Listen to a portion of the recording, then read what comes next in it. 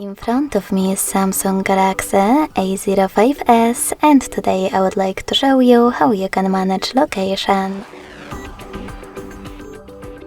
Begin by going into tab menu and looking for location shortcut. When you find it, click on it. As you can see, mine is now grey.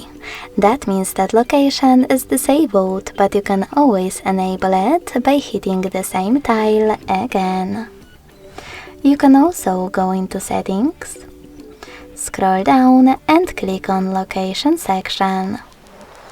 Then tap on this switcher at the top to manage it. Thanks so much for watching. If you enjoyed this video, leave a like, comment and subscribe. Bye!